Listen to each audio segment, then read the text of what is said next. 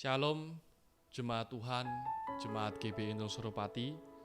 Selamat berjumpa kembali dalam kasih Tuhan kita Yesus Kristus. Kiranya sejahtera yang dari Tuhan boleh menyertai kita sekalian dimanapun kita berada. Bapak Ibu, pada hari ini tanggal 12 Juli 2020, mestinya sesuai dengan apa yang sudah diumumkan, kita sudah memulai kembali kegiatan ibadah di gereja kita tercinta di GBI Indonesia Suropati. Namun dikarenakan oleh keadaan yang berkembang belakangan ini, yaitu karena terjadinya penularan COVID-19 di satu persekutuan doa di Kediri, maka gereja memutuskan untuk menunda semua kegiatan di gereja dan kita akan sementara kembali untuk melaksanakan ibadah online di YouTube dan di video-video yang kita share di WA. Bapak Ibu, memang situasi yang kita hadapi sekarang tidak menentu. Situasi yang kita hadapi sekarang rasanya kita nggak tahu dengan pasti. Tapi satu hal yang kita tahu pasti bahwa Tuhan pasti menyertai dan menolong setiap kehidupan kita di tengah situasi yang kita hadapi sekarang ini. Maka mari kita mau bersandar kepada Tuhan, kita mau mendengar kebenaran firman Tuhan, dan saya mau mengajak kita semua untuk masuk mendengar pemberitaan firman Tuhan. Baik, sebelum kita masuk ke dalam pemberitaan firman Tuhan, saya mau mengajak kita semua untuk berdoa. Ya Tuhan, sungguh kami mengucap syukur kepadamu atas kasih setiamu Tuhan di tengah kehidupan kami. Kami percaya Engkau adalah Allah yang senantiasa beserta dengan kami, apapun keadaan kami, apapun yang kami hadapi, apapun situasi di mana kami berada Tuhan. Kami mau tetap berharap dan bersandar kepadamu sebagai Tuhan satu-satunya yang menjaga dan memiliki hidup kami. Kami percaya Engkau memiliki rencana dalam kehidupan kami Tuhan. Engkau memiliki rancangan dalam kehidupan kami Tuhan, dan kami percaya semuanya itu indah bagi setiap kami Tuhan. Terima kasih Tuhan atas kebaikan-Mu, dan sebentar lagi kami akan mendengarkan firman Tuhan. Kiranya Tuhan sendiri yang memampukan kami untuk mendengar, menguatkan kami, menyegarkan jiwa kami, sehingga kami boleh disegarkan melalui kebenaran firman-Mu. Pakai hamba-Mu yang akan menyampaikan kebenaran firman Tuhan, sehingga setiap kebenaran yang keluar dari mulut hamba-Mu ini benar-benar adalah isi hati-Mu Tuhan. Terima kasih Tuhan, di dalam nama Tuhan Yesus Kristus. Haleluya. Amin. Bapak Ibu, situasi yang tidak menentu, situasi yang tidak pasti dalam kehidupan ini tidak menjadi pengalaman yang eksklusif, menjadi pengalaman pribadi manusia-manusia hari ini. Tapi kalau kita melihat di dalam Alkitab, kalau kita melihat di dalam seluruh isi Alkitab dan firman Tuhan ini, kita bisa melihat bahwa banyak tokoh-tokoh iman, tokoh-tokoh yang memiliki iman yang luar biasa, baik nabi-nabi, raja-raja, bahkan imam-imam, ini mereka juga menghadapi seringkali dalam kehidupannya satu situasi hidup yang tidak mudah, situasi hidup yang membuat mereka bahkan bisa saja kehilangan imannya, menghancurkan imannya. Tapi justru disitulah tokoh-tokoh iman ini memiliki satu perbedaan, bahwa sekalipun situasi yang dihadapi begitu berat, begitu di luar kemampuan, begitu di luar logika, tetapi hamba-hamba Tuhan ini, mereka mampu menghadapinya, melewatinya, bahkan keluar sebagai pemenang. Mengapa mereka mampu? Mengapa mereka bisa? Mengapa mereka kuat di tengah situasi yang seringkali tidak terpahami? Karena mereka menaruh seluruh kehidupan mereka benar-benar ada di dalam tangan penyertaan Tuhan. Dan ada satu tokoh yang mau saya angkat pada sore hari ini, yaitu seorang tokoh bernama Habakuk. Dia adalah seorang nabi Tuhan yang lahir dan besar di tengah situasi yang sangat tidak mudah bagi bangsa Israel. Tapi di tengah situasi tidak mudah itu, kita bisa melihat bahwa Habakuk menaruh seluruh kehidupannya di dalam tangan Tuhan. Dan tema yang saya sampaikan pada malam hari ini adalah hamba di tangan Tuhan. Saya mengajak kita semua membuka dalam Habakuk pasal yang ketiga, ayat yang ke-17 sampai dengan yang ke-18. Habakuk pasal yang ketiga, ayat 17 sampai dengan yang ke-18. Saya bacakan untuk kita sekalian. Sekalipun pohon ara tidak berbunga, pohon anggur tidak berbuah, hasil pohon zaitun mengecewakan, sekalipun ladang-ladang tidak menghasilkan bahan makanan, kambing domba terhalau dari kurungan, dan tidak ada lembu sapi dalam kandang. Namun aku akan bersorak-sorak di dalam Tuhan, beria-ria di dalam Allah yang menyelamatkan aku. Amin. Demikian bacaan firman Tuhan. Berbahagialah kita yang tidak hanya membaca dan mendengar firman Tuhan, tapi juga memahami dan melakukannya dalam kehidupan kita.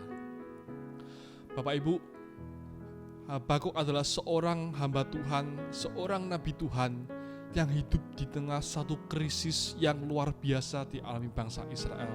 Satu situasi yang tidak mudah. Ayat 17 merupakan gambaran Habakuk terhadap situasi yang saat itu terjadi, di mana dia mengatakan pohon ara tidak berbunga, pohon anggur tidak berbuah, dan hasil pohon zaitun mengecewakan. Kita harus mengetahui bahwa masyarakat Israel pada masa itu adalah masyarakat agraris, masyarakat yang bertani. Semua ekonomi mereka berpusat kepada hasil bumi yang mereka hasilkan. Baik itu pohon ara, pohon anggur, dan pohon zaitun ini merupakan hasil pokok dari masyarakat Israel pada masa itu. Dan dikatakan ketiganya pada waktu itu semuanya gagal panen, semuanya kosong, nihil, tidak ada hasilnya, tidak berbunga, maka tidak ada buahnya. Nah, ini yang terjadi dialami oleh bangsa Israel. Bayangkan seandainya kita di Indonesia tidak ada beras dan tidak ada nasi. Kita seringkali mengatakan istilah orang Indonesia, kalau belum makan nasi belum makan. Bahkan orang sudah makan pizza, makan spaghetti dan sebagainya pun, kalau belum makan nasi rasanya belum makan. Loh, ayo makan. Loh, sudah makan yang lain tadi. Enggak, harus makan ini. Kalau enggak belum makan. Ini sepentingnya nasi buat orang Indonesia. Bahkan ada yang makan pizza pun pakai nasi, makan spaghetti pun pakai nasi. Saya juga nggak tahu pikirannya apa itu. Nah, ininya adalah baik pohon ara, pohon anggur, pohon zaitun itu begitu penting seperti beras dan nasi untuk orang Indonesia. Begitu penting untuk masyarakat Israel. Ketika ini nggak ada, maka situasi yang itu jadi kacau. Bahkan dikatakan nggak hanya hasil buah-buah ini yang tidak ada, tapi ladang-ladang juga tidak menghasilkan bahan makanan. Kambing domba terhalau dari kurungan, bahkan tidak ada lembu sapi dalam kandang. Ini bicara tentang karena pada masa itu terjadi peperangan dengan bangsa lain yang menjarah seluruh kambing domba mereka. Jadi seluruh harta mereka semuanya dijarah. Harta yang mereka miliki, kambing domba, lembu sapi, semuanya habis karena peperangan yang terjadi. Ini situasi yang dihadapi oleh orang Israel pada masa itu. Di tengah situasi seperti itu, bahkan mungkin kita juga mengalami situasi seperti itu rasanya. Seringkali bagaimana kita menghadapi fakta-fakta hidup yang tidak sesuai dengan harapan. Begitu mengecewakan rasanya, begitu tidak bisa diterima rasanya ketika kita mengalami mungkin kondisi ekonomi merosot, ketika kita mungkin mengalami kondisi kesehatan merosot, atau bahkan kita harus kehilangan orang-orang yang kita cintai. Ada banyak fakta, hal-hal yang seringkali kita menjadi kecewa dan mestinya membuat kita kecewa. Namun sebagai anak Tuhan, respon kita harusnya tidak demikian. Ketika kita berhadapan dengan hal yang mengecewakan, respon kita itu bukan menjadi takut, bukan menjadi kecewa, bahkan marah-marah kepada Tuhan.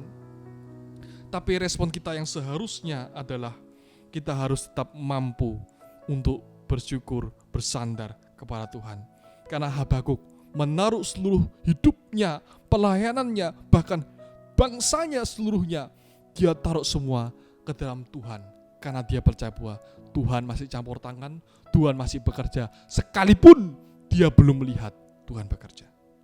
Di sini menarik bahwa Habakuk sebagai seorang hamba yang dia tidak hanya hamba Tuhan, tapi dia adalah hamba di dalam tangan Tuhan. Intinya tidak hanya dia mempercayai Tuhan, tapi dia juga menaruh seluruh hidupnya, masa depannya ke dalam tangan Tuhan sepenuhnya. Nah, sebagai hamba di dalam tangan Tuhan, kalau kita mempercayai bahwa kita itu adalah pengikut Tuhan, bahwa Tuhan itu pelindung, maka ada 3 hal yang seharusnya kita alami. Yang pertama adalah seperti Habakuk, kita seharusnya tidak menjadi takut. Habakuk tidak takut dengan situasi yang dialami. Sekalipun situasinya mencekam, sekalipun situasinya tidak mudah, sekalipun situasi yang dia hadapi begitu berat dan begitu sulit rasanya, Habakuk tidak takut. Berapa banyak dari kita menghadapi situasi yang gak mudah, kita menjadi takut. Padahal firman Tuhan mengatakan, Seringkali satu perintah, jangan takut, jangan takut, jangan takut. Tapi kita seringkali menjadi ketakutan, kita kehilangan arah dan kehilangan masa depan. Ini nggak boleh. Nah, ketakutan sendiri pun ada berbagai macam. Ada ketakutan yang perlu kita miliki, ada ketakutan yang harus kita hindari. Jadi jangan sampai kita ini kemudian karena kita nggak takut jadi sembrono ya. Jadi ada ketakutan itu, satu sisi ada ketakutan itu yang bersifat sebagai mekanisme pertahanan untuk hal-hal yang akan terjadi di depan. Karena kita takut nggak naik kelas, maka kita belajar. Boleh nggak? Boleh. Karena kita takut pelanggan kita lari, maka kita kasih servis yang baik untuk dia. Boleh nggak? Boleh. Ini takut yang benar. Bahkan saya pernah cerita, ada orang yang ketika dia buka restoran, di depan restorannya dia kasih satu tulisan, buat yang makan di sini GBU. Wah, kalau orang Kristen lihat GBU pasti ini, wah ini pasti anak Tuhan. God bless you kan GBU. Orang Kristen ini pasti yang punya. Maka didatangilah orang ini. Shalom. Orangnya jawab, Waalaikumsalam. Loh, kok bukan orang Kristen ternyata orang ini?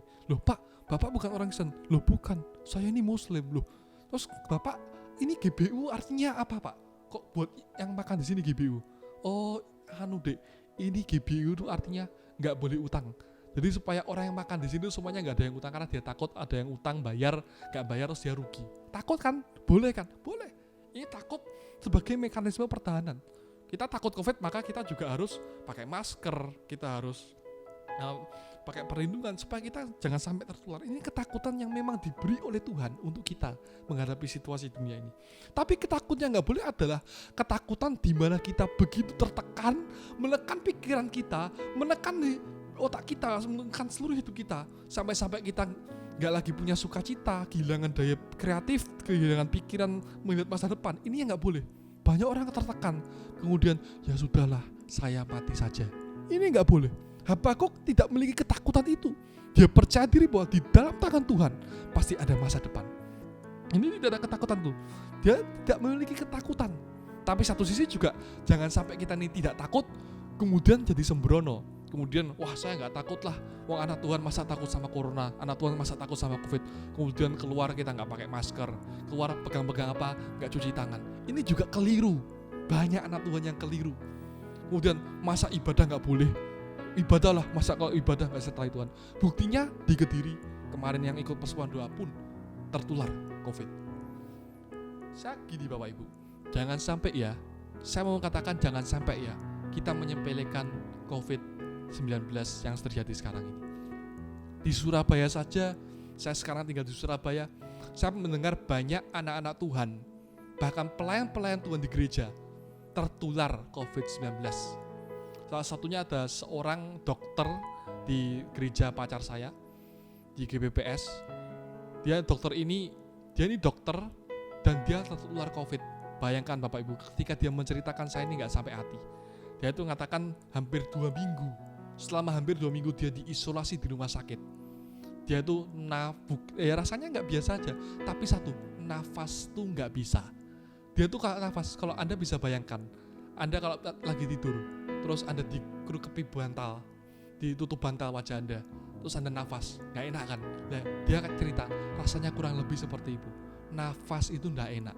Sampai karena dia dokter, dia ngerti kalau dia mau tidur, oksigen itu dia jos sampai maksimal, supaya dia bisa agak nafas. Gak enak. Bahkan dia untuk perawatan selama 2 minggu harus mengeluarkan uang 50 juta rupiah di Surabaya. Dia dokter loh. Jadi untuk biaya dokter perawatan gratis, tapi untuk biaya penginapan dan sebagainya dia membayar 50 juta. Bukan pengeluarannya kecil. Maka kalau kita di Kediri jemaat masih belum ada yang kena, puji Tuhan. Jangan sampai kita jadi sembrono loh ya. Jangan sampai kita kemudian jadi sembrono karena kita anak Tuhan gak takut, kita jadi keluar sembarangan dan kita akhirnya tertular. Jangan sampai. Maka ibadah hari ini pun kita tunda. Kenapa? Jangan sampai ada satupun jemaat GBI Surapati tertular COVID. Dan saya berdoa di dalam nama Tuhan Yesus tidak ada satupun jemaat yang tertular. Amin. Saya percaya kita semua dilindungi Tuhan, tapi kita harus bijaksana menghindari itu semua. Karena Tuhan kasih ketakutan dalam hidup kita. Juga itu untuk waspada. Nah, waspada lebih tepat. Kita harus mewaspada itu. Karena Tuhan juga kasih kepada kita takut itu untuk mewaspadai, bukan untuk tertekan. Jadi poin yang pertama adalah Habakuk itu tidak takut terhadap situasi yang dihadapi karena dia berada dalam tangan Tuhan. Kemudian yang kedua, Habakuk selain dia adalah hamba Tuhan yang tidak memiliki rasa ketakutan dalam dirinya, Habakuk juga seorang hamba Tuhan yang kemudian hidupnya melimpah dengan syukur. Sehingga sekalipun kondisi yang dihadapi demikian, sekalipun kondisi yang dihadapi begitu berat, Habakuk tetap bersyukur di hadapan Tuhan. Sehingga Habakuk berkata, namun aku akan bersorak-sorak di dalam Tuhan, beria-ria di dalam Allah yang menyelamatkan aku.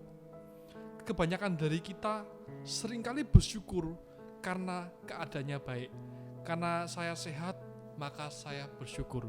Karena kondisi keuangan baik, maka saya bersyukur. Karena semua berjalan dengan lancar, maka saya bersyukur. Seringkali kita melihat kalau semuanya baik, baru bersyukur. Salah. Seharusnya tidak demikian. Bukan karena cukup maka kita bersyukur, tapi justru karena kita bersyukur maka semua jadi cukup. Beda loh ya. Bukan karena cukup maka kita bersyukur, tapi justru karena kita bersyukur semuanya jadi cukup.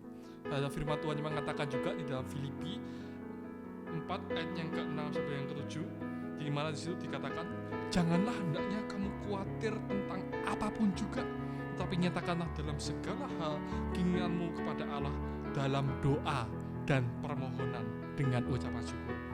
Damai sejahtera Allah yang melampaui segala akal akan memelihara hati dan pikiranmu dalam Kristus Yesus.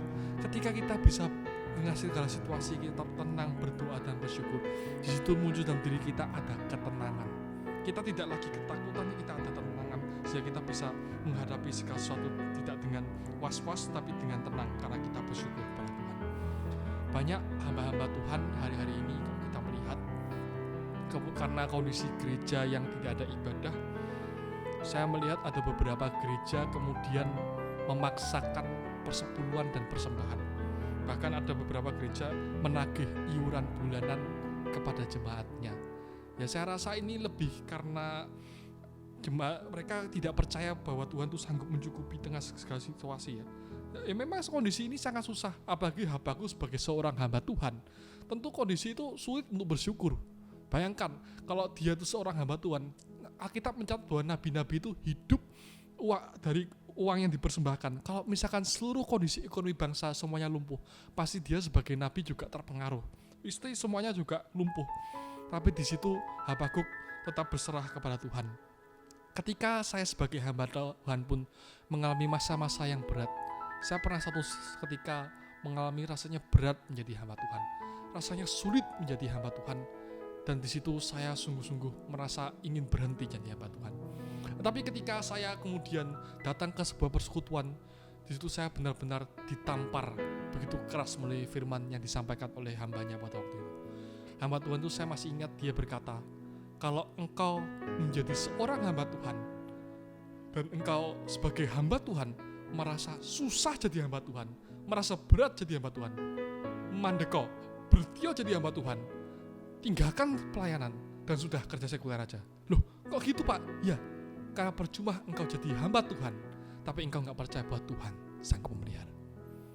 Itu buat saya kata-kata yang menohok sekali, kata-kata yang benar-benar, oh ya saya ini hamba Tuhan. Kenapa kok saya gak percaya bahwa sekalipun kondisi seperti ini, saya pasti Tuhan tetap menyertai. Ini harusnya yang saya lihat, bukan melihat kepada berapa banyak persembahan yang masuk, bukan melihat kepada kondisi gereja sekarang, tapi fokus saya hanya fokus kepada Tuhan yang sanggup memelihara saya. Ya, buat kita seharusnya juga sama. Kalau kita mengaku diri kita anak Tuhan, kalau kita merasa susah jadi anak Tuhan, merasa susah jadi orang Kristen, sebaiknya kita berhenti jadi orang Kristen. Karena percuma kita jadi orang Kristen, tapi kita gak percaya bahwa Tuhan sanggup memelihara kita. Bukankah Tuhan pemeliharanya tidak pernah gagal? Dulu, sekarang, selamanya. Apakah kondisi ini mengurangi kuasa Tuhan? Saya rasa enggak. Apakah corona mengurangi kebesaran Tuhan? Saya rasa enggak. Tapi kita yang harus tetap bersandar, bersyukur kepada Dia, dan kita percaya bahwa Tuhan sanggup untuk mencukupi segala sesuatunya. Apakah ada makanan, ada pakaian, cukuplah. Jadi kalau kita melihat, tidak hanya dia tidak takut, tidak hanya dia bisa bersyukur, kemudian juga ada satu lagi yang saya lihat di sini, itu Habakuk. Dia juga menemukan harapan di tengah-tengah kondisi yang dialami. Sehingga tidak hanya dia tidak takut, tidak hanya dia bersyukur, tapi Habakuk tetap berharap kepada Tuhan. Harapan adalah satu hal yang menguatkan kita di tengah-tengah situasi yang gak pasti. Justru harapan adalah hal yang memberikan kepada kita gairah, kekuatan, kemampuan untuk kita menghadapi segala sesuatu. Selagi masih ada pengharapan, masih ada kekuatan, kita masih bisa melihat masa depan. Seringkali menghadapi situasi yang berat, kita menjadi kehilangan pengharapan, kita kehilangan arah, kita tidak lagi melihat ke depan, tidak lagi melihat Tuhan, kita melihat kegagalan, kita melihat kehancuran, kita melihat, wah pasti ini akan gak beres semua dan sebagainya. Ini adalah cara pandang yang keliru. Tapi justru sebagai anak Tuhan, sebagai hamba di tangan Tuhan, kita harus tetap berharap dan melihat kepada Tuhan. Harus ada harapan yang tetap hidup di dalam diri kita. Dan Habakuk ini berharap sekalipun dia belum melihat ada jawaban dari Tuhan. Bayangkan, dia belum melihat jawaban, masih dalam situasi yang begitu berat, masih dalam situasi yang begitu sulit, tapi Habakuk berharap bahwa Tuhan masih sanggup untuk menyatakan kuasanya, menyatakan mukjizatnya, menyatakan pemulihannya atas bangsanya, atas dirinya, atas pelayanannya, dan atas seluruh hidupnya. Dia masih mempercayai itu. Dan bukankah firman Tuhan juga mengatakan di dalam Ibrani pasal yang ke-6 ayat yang ke-19 dikatakan pengharapan itu adalah sauh yang kuat dan aman bagi jiwa kita yang telah dilabuhkan sampai ke belakang tabir. Pengharapan digambarkan sebagai sauh. Kalau Anda tahu kapal itu kalau berlabuh di pelabuhan atau tepi pantai, dia pasti akan mengeluarkan sauh atau jangkar. Karena kondisi laut itu bergelombang, berombak. Di situ ada hal yang bisa mengombang-ambingkan kapal itu. Tapi jika jangkar itu tertanam dengan tepat di dalam laut dan jangkar itu menjaga supaya kapal ini tidak goyang, supaya kapal ini tetap kuat. Demikian juga dengan pengharapan. Pengharapan ini menjaga kita untuk kita tetap kuat sekalipun situasi yang kita hadapi begitu berat. Dan ini yang dimiliki oleh Habakuk. Dan kita pun sebagai anak-anak Tuhan, jangan sampai kita kehilangan pengharapan. Percayalah bahwa akan tiba waktunya Tuhan memulihkan segala sesuatu. Tuhan akan memulihkan keadaan kita. Tuhan akan memulihkan gerejanya. Tuhan akan memulihkan seluruh hidup kita. Bahkan kalaupun kita harus mati karena COVID-19, kita akan dipulihkan ke dalam keadaan yang lebih tinggi bersama dengan Bapa di surga. Karena Filipi 1 ayat 21 mengatakan, karena bagiku hidup adalah Kristus dan mati adalah keuntungan. Harapan tidak akan hilang. Baik kita hidup ada harapan, mati pun ada harapan. Gak perlu kita takut, gak perlu kita gusar, karena harapan masih ada. Selagi ada Tuhan, selama ada Tuhan, maka harapan akan masa depan senantiasa ada bersama dengan kita. Maka saya berdoa, situasi boleh gak pasti, tapi kita percaya dengan pasti kuasa Tuhan, tangan Tuhan menyertai setiap hamba-hambanya yang bersandar kepadanya. Amin. Demikian pemberitaan firman Tuhan. Kiranya boleh memberkati dan menguatkan setiap kita. Bapak Ibu, saya berdoa Bapak Ibu semua tetap sehat, jaga diri, terutama bagi yang tua-tua, supaya kita berdoa supaya jangan sampai kita menularkan dan menjadi alat penular COVID-19. Kita harus membantu pemerintahan untuk cepat meredakan COVID dengan cara kita menjaga diri, jangan sampai tertular, dan kita juga berdoa supaya Tuhan yang melindungi segala yang kita kerjakan. Amin. Mari kita berdoa. Ya Tuhan, kami mengucap syukur kepadamu atas segala kasih anugerah-Mu. Engkau Allah yang senantiasa bekerja, apapun situasi kami Tuhan, jadikanlah kami hamba di dalam tangan-Mu, hamba yang senantiasa hidup bergantung penuh kepada Engkau Tuhan. Kami mau bersandar erat kepada Engkau, berpegang erat kepadamu Tuhan, sehingga keadaan boleh berubah, keadaan boleh enggak pasti, tapi kami tetap teguh dan kami tetap berjalan maju karena kami punya Tuhan yang luar biasa. Terima kasih Tuhan untuk segala kasih anugerah-Mu. Kami mendoakan untuk setiap jemaat-Mu, apapun pekerjaan mereka, apapun kondisi mereka, biarlah Kau sendiri yang menyembuhkan yang sakit Tuhan. Kau memulihkan keadaan kami semua Tuhan. Kau yang menghiburkan setiap kami Tuhan, supaya sungguh-sungguh kami boleh tinggal tenang di dalam segala situasi. Kami berdoa Tuhan, berikanlah kepada kami sejahtera itu, kekuatan itu, sehingga kami boleh melewati segala sesuatu dengan tangguh. Dan kami tak berkata, ya Tuhan, kami mampu melewatinya.